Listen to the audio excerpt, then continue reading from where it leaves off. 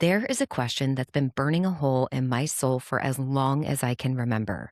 What does it actually take to live at full wattage? We get one shot at this life, and yet so many of us spend years dialing ourselves down, ignoring the things that make us come alive. I believe something powerful happens when we connect with who we are and what lights us up. We become electric. If you've been waiting for permission, consider this your sign. I'm Courtney Carnes. This is Full Wattage. Let's get into it.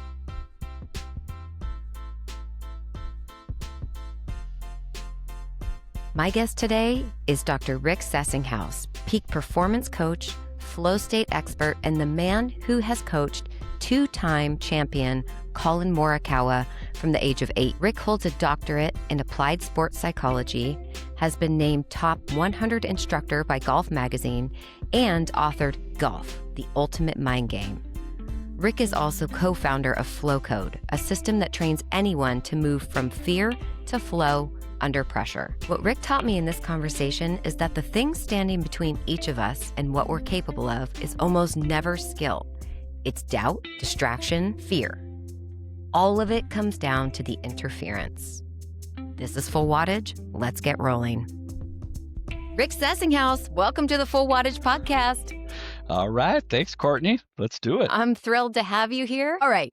Look, for our listeners, imagine this: 847 days of showing up and not winning. And then on the 848th day, something shifts. That was Collin Morikawa, one of the top golfers in the world, a major champion competing at the highest level. But before that win, 847 days without one. Rick, you have coached Collin since he was 8 years old. When you look back at that stretch, what did you see in him that most people would have missed, not just as a golfer, but as a competitor under pressure? You said a few key things. A competitor, and a competitor always wants to win. So part of winning, some of that's out of your control. Somebody plays better or something like that. But he was used to winning. Coming on the tour, he had won 5 times, won 2 major championships. So that was common for him. And then you have this stretch, and I don't like to remind myself of how many days you just mentioned, but through that, he did not win. And he came close. And I think as you look at that, there's frustration because we have expectations that we should be doing something. And because I won before, I should be winning easily now. And that expectation management is challenging for every high achiever.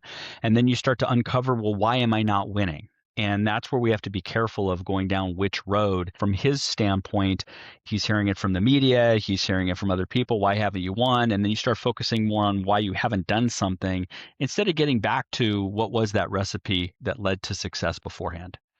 Yeah, that mindset piece is so important. Where you focus your attention, that ends up growing in your life. How much does that show up for you in the folks that you work with, both on the course and off the course? And what is the importance there? Yeah, I think mindset, it's thrown around a lot, but I'm kind of at this point in my coaching career where I believe that mindset or the state you perform at will affect the skills you have. Most players, most executives, they already have a high level of skill. And so the skills, they don't necessarily need to develop that, but we look at interferences. What is interfering with them tapping into those skill sets? That becomes mindset, that becomes belief systems, that becomes focus, confidence. Can I still remain somewhat calm under pressure when it matters most? Those things are not always taught. And when we don't do it well, we then think, oh, I just got to improve my other skill sets in golf. Oh, I got to hit the ball better. I got to do that. But that may not be the correct answer. It may be we have interference, doubt, distraction, frustration getting in the way of tapping into those skills that you already have. Oh, I know you said you don't like to remind yourself of that stretch. I'm going to stay there for just one more minute. Not only what you noticed that you could offer help Collins move through that portion, but for you, was there anything that showed up for you personally? Yeah, I had to be very careful of not getting emotional in that time. It's very easy to get frustrated as a coach because I take some responsibility for it, right? I'm supposed to make him better. I'm supposed to help him get to his goals. And if he's not getting there, then I have to take some responsibility for that. But if I go down the road of being emotional and frustrated and panicking, he'll pick up on that really, really quick. So I had to be able to be composed. I had to be able to remind myself of how do I want to show up as a coach. I wanted to be calm, focused, have a plan. And it was challenging at times. I would get frustrated, but I had to show myself in a certain way that I still said, nope, we've got this, right? And being able to become a stable part of that through some of the struggle was very, very important. Yeah. You and I have talked about this before, the importance of the struggle. Before anything starts to click, that struggle piece is very important. You actually have to sit through it. So, what does it look like to do that artfully, patiently, without losing your cool? And when everything in you just really wants to move forward as quickly as possible to the next win or the next opportunity. Yeah, I think we have to peel back to whenever we develop a skill, there had to start with struggle. Had a beginner mindset. We didn't know what we didn't know. And then you learn how to swing a golf club for the first time. It is messy at first. Courtney, you're pretty much a professional already, but for, but for those that start this game, it's very challenging. We have to understand we're developing skills that are going to be struggle, struggle, struggle, struggle. Then you get a little better, more struggle. And then, yes, you have to kind of release that. So part of it is, do we have a clear goal that's passionate that we actually want to go through struggle for? I wouldn't just go through struggle of something I don't like to do as far as the end goal. But I think the patience part of it is the interesting one is it doesn't mean you just accept it's bad. You and I have talked about feedback loops, like how quickly can I learn and adjust, learn and adjust? That to me becomes the game. Not how quickly necessarily can I get through struggle, because that's where we're going to learn the most. The only way to truly develop a skill is to push it against stressors. And sometimes a basic skill, you think you know it until you have more stress or pressure put onto it. So part of struggle is to grow. It's always we call it kind of having that opportunity to, yes, develop a skill, but know that it can hold up under pressure. And I think in the day and age of quick fixes and short term this and that, it's harder as a coach to say, nope, the next 3 months, we got to just work on this one little thing to get 1% better. It's like, 3 months? I thought you were going to give me something that's 5 minutes long, right? But you and I both know that the high achievers have done all this hard work in the past to where they're at now, but nobody sees that. Now, you may jump incrementally more than 1% when you make the jump, but I think it is important to understand that the only way to become a high achiever is you always start with struggle, and then guess what? You get to another goal, and then you struggle to get the next one, and so on and so forth. So that resilience and the perseverance that I believe has to be tied into a worthy goal, I think helps get us through struggle. I think that's such a good point. We sit in this society of like this filtered, beautiful finish, AI, airbrushed beauty, which is really hard to measure yourself up to. And you only see the big wins and the big celebrations, but that journey that takes place in that struggle portion, which can be to this point an incredibly long period of time or longer. But I guess I have to ask you, because you said patience in the process and that beginner mindset. Is it then, Rick, is it a game of recalibration constantly? Are you just constantly looking to retweak? Is that how that works? I think it is. And some people say trust the process, but if the process as you've done it month after month, the same process, and you haven't even gone 0.001% in a better spot, you do have to recalibrate. So as a performance coach, we talk so much about trust the process, but I would want to know, did the process lead to the goal? Now, that's not always about outcome, by the way. Okay. But for instance, I'm trying to have people have processes that help them focus, be confident, be committed, be calm, be in a flow state. If I can get closer to that, then great, the skills can take over. But if my processes are still leading to distractions and doubts and, fears, good luck, right? So I think people need to push it and not just say, oh, it's process based. But to your point, we always look at the end goal. We see the people hold the trophy. We see the stuff on the internet and, with social media and everything it looks perfect. And yet I think we look up to the people the most that are the underdogs, the other people that have overcome obstacles. And I like those stories that come out. So that's kind of the opposite. I love those stories. I love to hear those stories, but I don't really want to be one. You don't? You don't? Come on. I mean, sure, if I know I'm going to have this fantastic finish at the end, but the truth is you talk about these micro calibrations, and I noticed in myself that if I had a system that wasn't working, I'd oftentimes really just scrap the whole system. I'd be like, oh, this isn't working. And what I started to realize was there's these small tweaks. I'm sure most people know this, but me, it took a while, many years to learn that there's these small tweaks, and I can just start to observe where can I dial up or dial down or change my behavior. And the big idea is a good one. It's just the steps that I'm taking to get there may not get me to my goal if I continue on this course. Yeah, I look at it like a science experiment, but you're only changing one variable at a time. Because if you changed multiple variables, you don't know really which one affected it the most. Oh, somebody in golf terminology misses a putt because they push the putt. Well, to me, that might be a stress response of fight or flight, right? If I now help somebody deal with the fight response better next time, I might have to tweak breath work or visualization or whatever. But I would only take one of those variables out and then recalibrate and say, okay, now we're going to train this. Let's see how that holds up. But to your point, if I change a whole new system, I'm not sure which variable made the biggest difference. Mm. So I'm actually calibrating on shot to shot sometimes, but usually it's more tournament to tournament. We're looking for patterns of performance, both physically and mentally. But to your point, I don't throw out the entire process.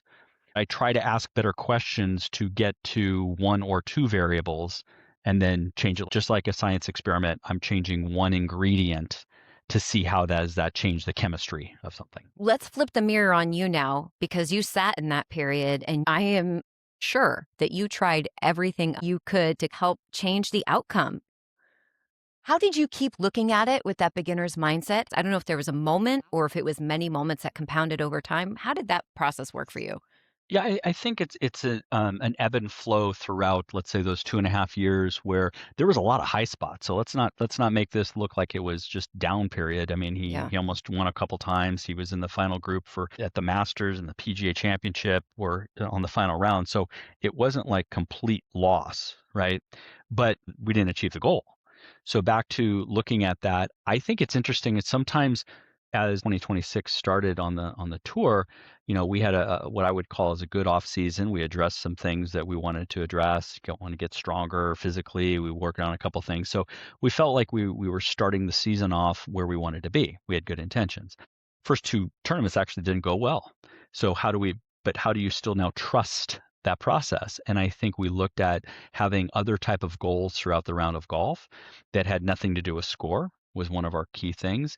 And I think as he ramped up into Pebble Beach, is that there wasn't this miraculous change of golf swing or anything like that, but he kind of had, and he's discussed this, in interviews, is we needed to get back to that childlike, playful, competitive person that he is. And sometimes with high achievers, they become perfectionistic, they become high expectations, they get in their own way. And we just had some nice discussions, we'll just call them nice, to say, hey, you've done this before. Let's get back to that. And he took it to heart. He really did. And our goal for the weekend, because he was still only like in 25th place, I think, going into the final two rounds, was let's win the weekend. Let's win a golf shot. Let's win each shot. Let's compete on each shot. And that helped his mindset. But also part of that was creativity. Can I be creative when I hit a golf shot now instead of perfect? And that Mm, creativity is back to childlike. It's back when we're little kids where we don't yeah. care about wins or losses. We just want to play. And that's lost too, is that all the seriousness is, oh my God, professional. It's like, you're just playing a game. Let's just play the game. And like I said, he took it to heart. He played unbelievable Saturday, shot 62. And then the final round, I knew he was going to play well because he was in contention and he just embraces the pressure and embraces that opportunity. Whether he won or not, actually, I was very confident he was going to play well because I think his mindset had shifted. Yeah. Okay, let's take the focus off Colin now. What you just touched on is something that I don't think gets enough attention. Creativity, curiosity, and play and having fun versus perfection. And I think it's a lost art, joy and connecting to something that really lights you up. How does this show up in the guidance that you give with the executives that you serve in Mhm. your life and beyond? And I think I start with curiosity first and then creativity second. So we get a lot of high achievers that they're critical, they're judgmental, they're hard on themselves. And they almost put that as like a badge of honor. I'm hard on myself. Yeah. And then we see people who are angry, frustrated, miserable. Okay. And they feel like that's a good thing to be hard on themselves. I said you can have high standards of your behaviors, but you may not always achieve the goal per se. And then if that's the only thing you're putting it on, then certainly you're going to have the ebb and flow of just joy in life, right? So curiosity, why is this occurring? What could I do differently? What's the solution to this? What else could I think about, right? So the questions now help feed the creativity, right? Instead of what's the perfect solution? What's the perfect way to do this? Should be done a certain way, which is expectations. Okay. So I'm actually encouraging problem solving through more options, not less, because I think people get fixated. There's a perfect way. And part of creativity then also spurs playfulness. And man, I remember when I was a kid, I just tried different shots. I tried different things. And I think we've lost that because we think there is only one way to do it. I think as we look at corporate America, when, well, they did it before this way, it must be done that way. It's like, whoa, whoa, whoa, we got to be careful. This world is changing extremely quickly. Yeah. We need to look at it in a different way. And I think that could be a very good thing for people is creativity and curiosity is how else could I do a lot of perspective changes, like how else could I look at this? And if I came from it from my children's generation, how else could I look at it, right? And you shift, and in that might be the creative solution. What is one of the most off the wall creative ways you've gone about looking at something differently when you were facing a challenge that you just didn't know how to solve? I would say from a behavioral standpoint, for me personally, I played competitive golf in college and a little bit professionally. I was, and we'll say this nicely, I had some frustration issues on the golf course. So I I'm had anger. picturing Billy Madison. Were you throwing clubs and fighting alligators? Is that You that mean happened? you Happy Gilmore? Yeah, yeah, yeah. Yeah, Happy Gilmore. Yeah, Happy Yeah. Gilmore. I think you Happy Gilmore. I had thrown a few clubs in my days, and I had, said a few choice words, and I had, and it Oh, the just Rick wasn't. we don't know. That's a different Exactly. I episode. know, I Okay, know, okay. I know. People know me and they think I'm calm, cool, and whatever, collected. But unfortunately, I was not at that point. So back to your point is that my creative way of problem solving that was, and this is when I started getting into sports psychology, is I would visualize negative things happening to me, which you rarely would tell somebody. You would tell them to visualize positive things. Right. But I wanted to visualize the negative thing that was triggering the frustration, see myself handle it many different ways. It Mm. could be hit a bad shot, slam a club. Okay. Hit a bad shot, throw a club. Hit a bad shot, yell. Hit a bad shot, laugh at the shot. Hit a bad shot, smile. Hit a bad shot and say, I'll learn from it, right? And so I ran so many different scenarios in my mind, visualizing myself responding that in a different way to where I finally go, Rick, you always thought it was just one way, just be mad. There's actually a lot of things I could do. And that's when I rewired it, what I call a post-shot routine, is I can learn from that and be better instead of just be miserable and frustrated. So I used negative visualization to change a behavior for the future. And, again, we want to see positive all the time, but I was You actually used a negative a behavior negative event. routine, a Yeah, negative event to change your behavior for the future. correct. That's powerful. Correct. I read that Michael Phelps used to visualize that his goggles, as he was swimming, were filling up with water. Exactly the same. How does your body respond? I don't think we give that enough airtime in Yeah. practice. It's the same thing like with presentations. So, I give a lot of presentations and I've had coaches that come to me, "Hey, what is advice?" I said, "Assume it's not going to go well. Mm-hmm. Assume," like I gave a big speech once and the power in the hotel went out. I'm talking power, no lights, no PowerPoint, no mic, no nothing in the middle of my presentation. It was a lights out presentation, huh? That's one way to put it. There you And go. I kept going. Mm. And people at the end go, "Oh my gosh, I can't believe you did that." I go, I'm talking about flow. I'm talking about performance. I'm going to let that get in the way.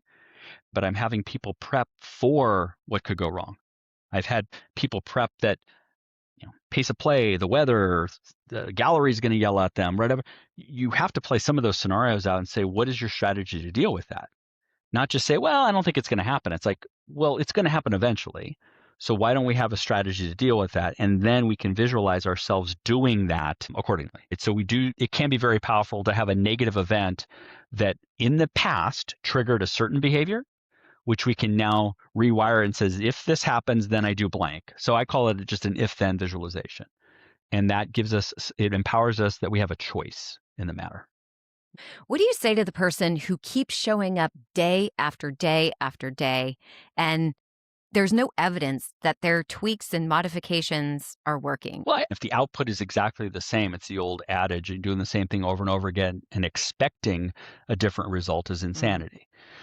So if we're in either denial or we've been told, no, just be patient. That's why I said there's always going to be micro changes along the way. Am I moving forward or am I moving back? I would just ask better questions. And I think part of that is, yes, we use the output to bring back the feedback loop. What could I do a little different here? Even with some athletes, sleeping patterns and meditation, hydration, nutrition, these things that people go, yeah, no, it's super important. How's our energy going to be, right? So I look at it as a problem to solve holistically, but you have to ask some different questions to do that. And people are afraid for the unknown, so they're more likely to stay in their own patterns. Well, let me try to get an extra half hour sleep, or let me get up and wake up and do 10 minutes of meditation and gratitude journal. Would that change my state for the day? We don't know. But I think As getting measured by state for the day is what you're saying. I mean, yes, and kind yes, of micro improvements along the way when you haven't necessarily cracked it on the big goal that you're trying to correct. accomplish. These small modifications that you're making, are you getting better results? Yeah, and I look at it as an identity thing, is that who needs to show up for that goal to achieve? Okay. And if I have big goals, Who in who you needs to? needs to show up? Yeah. Who in Who needs to show up? yourself? So let's say it's a big goal and you need to show up with energy. You need to show up with Yeah. motivation, with persuasion. You need to show up whatever it may be for whatever the goal is. Are you actually doing that? Professional golfer needs to be focused for 72 holes. So focus is a key behavior. They need to bring full intentionality. They need to have plenty of energy to be able to go those 4 days plus. There are behaviors that are going to link to that. So are you showing up how you have to give yourself a chance? And I think people still look at skill sets. I need to improve my skills. I need to improve my sales. But I go, fine, but if you look miserable trying to sell me something and your communication is awful, I don't know about all these other closing tactics. It's just not going to work. So who needs to show up? I think that is very powerful. Who is the person that achieves that goal? Number one, and how are you showing up? What is the gap there? 100%.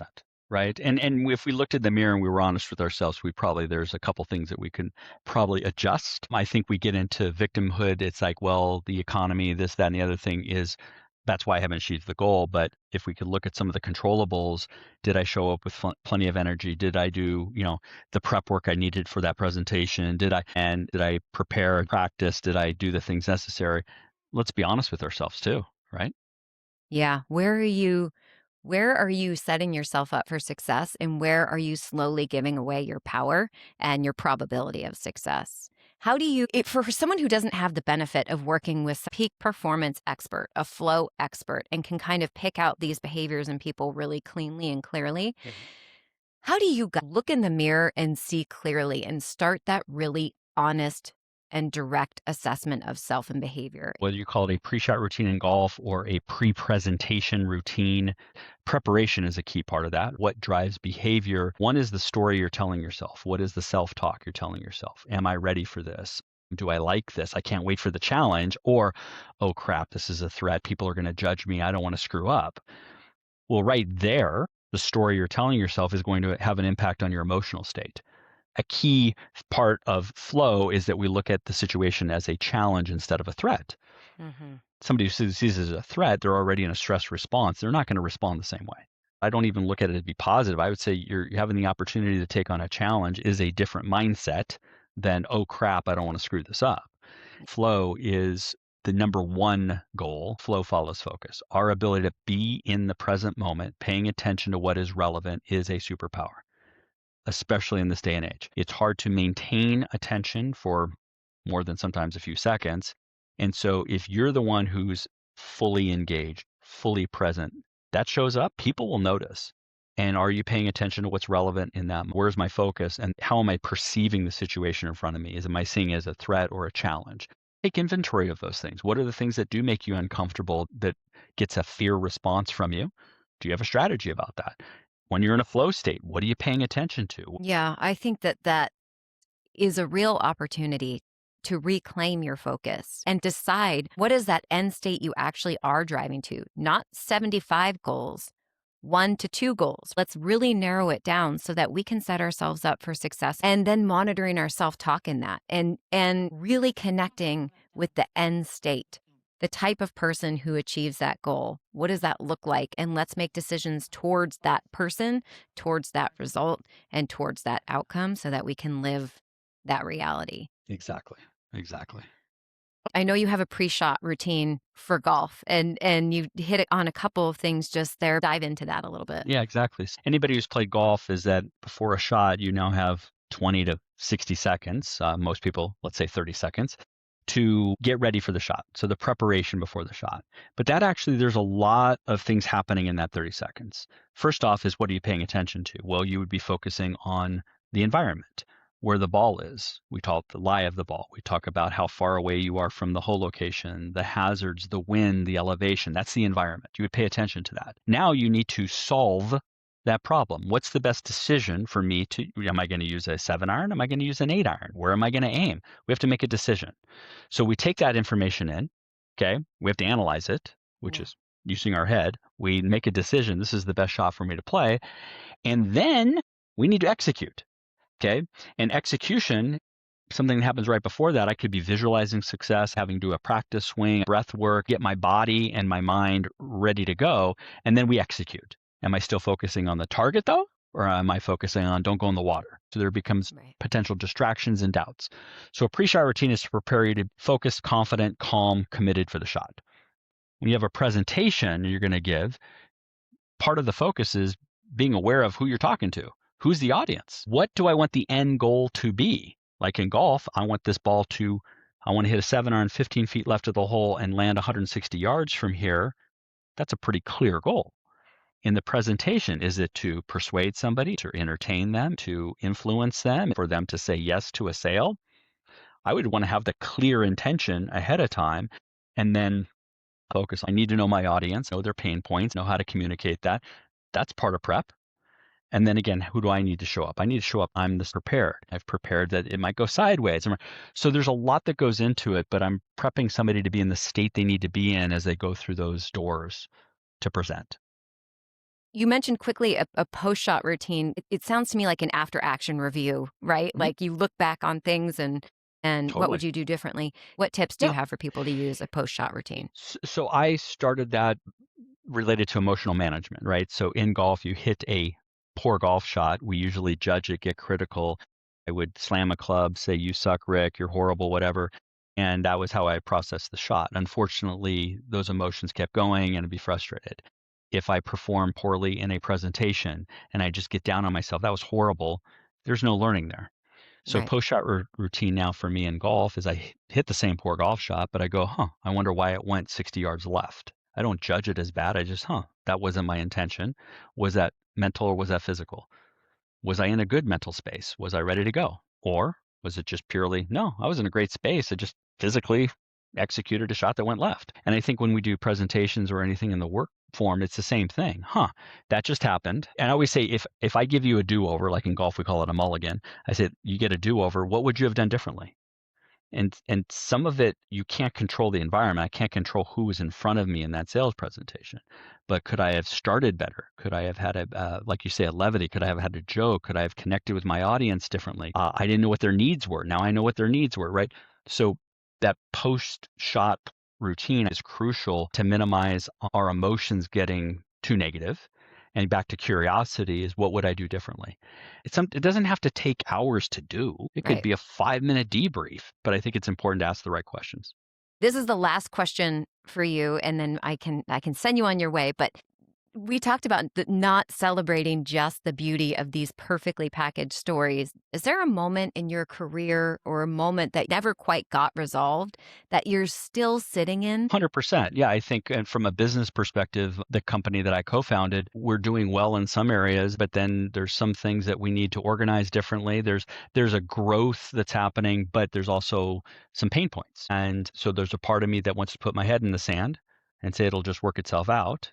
And then there's others says, no, we have to create a solution. Are there potential solutions out there? Yes, some of them have been instituted, some have not, but it requires now other people, right? So when you have a company now, if I'm just an individual, that's one thing. Now I have a team of 6 people that depend on these things. So that gets more complicated. It can be because there's, different personalities and stuff like that. So with my other co-founder, we literally came up with 10 different solutions to this potential problem. Okay. Then he did a great Excel spreadsheet on pluses and minuses of each one. We came down to 4 that were conceivable, and then we got 2, and then we went 1 with what we went to. And as of this recording, we're going to hear back from the other people on the team within the week on what they think about that. So all of our collective fingers are crossed for a positive outcome on that one. And here's my question. Does it ever serve to actually stick your head in the sand when you are facing a problem? I know that's the desire, but does it ever work out? I don't think so, because I think the worry and anxiety built up more and more and more instead of taking on, let's just see what's happening there. We talked about struggle. There's an uncomfortable part of this. And sometimes that builds mountains out of molehills, right? It's bigger than it really was in the first place. And now it's done a disservice for the whole thing. So no, it feels good in the moment, but it's not good. Toes in the sand, not head in the sand. If you stick your toes in the sand, maybe you have something great to drink and someone to walk through and talk it through, but the head in the sand hasn't served me yet. But occasionally I try it one more time just to see if it works out. I was just wondering if you had another experience. Nope. All right, Rick, you have been marvelous. Thank you for taking the time today. Really appreciate you. My pleasure, Courtney. Thank you. What I keep coming back to from this conversation is one question Rick asks that I haven't been able to shake. Who needs to show up? Who needs to show up? Not what do you need to do, not what strategy do you need. Who do you need to be to give yourself the real shot at what you're after? Take a minute today, sit with it, and whatever you're working towards, ask yourself, who is the person that actually gets there? And how close are you to being that person right now? If you want to go deeper with Rick to explore what Flow Code can do for you, you can find him at theflowcode.com. That's theflowcode.com. And if this conversation landed with you, please share it with someone who needs to hear it. You can find me at fullwattage.co or on Instagram at fullwattage.co. I'll see you next time. Have a great one.